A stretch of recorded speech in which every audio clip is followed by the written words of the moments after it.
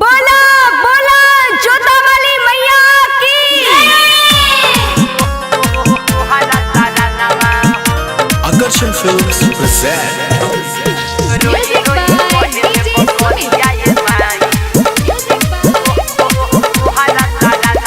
काहे गली हल जाला जनवा माई हमोर ललनवा के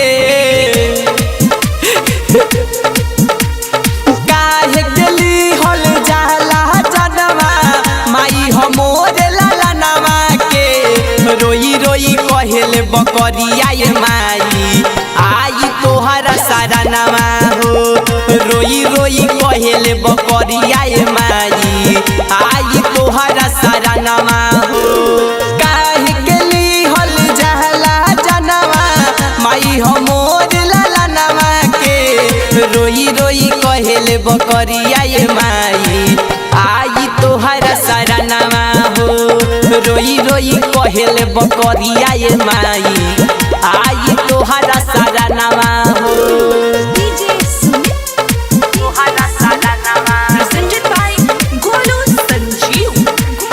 रोई रोई कहेल बकरिया ये माई तोहरा सारा नवा।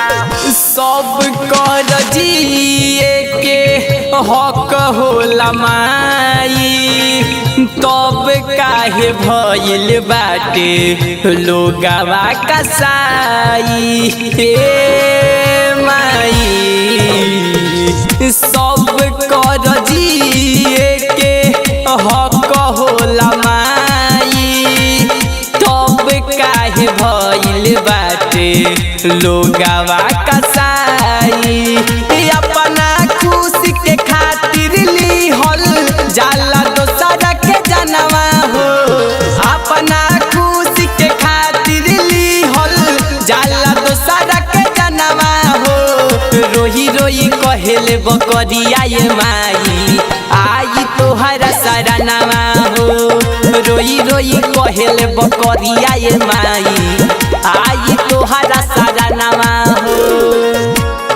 तोहरा सारा नवा। Mixed by Ria Digital Recording Studio, Narkatiyaganj. Music by DJ Sumit. तोहरा सारा नवा।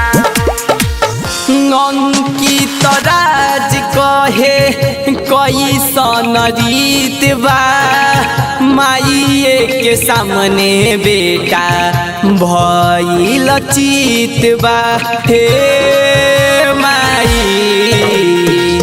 अंकित राज कहे कैसन रीत बा माइए के सामने भइल बेटा तो चित बा गोलू सन जीव सनी तोह से करेला रजिया हो गोलू सन जीव शिवम तोह से करेला रजिया हो रोही रोई कहेल बकरिया ये माई आई तोहरा सारा नवा हो रोई रोई कहेल बकरिया ये माई आई तोहरा सारा नवा हो Ria Digital Recording Studio, Narkatiyaganj.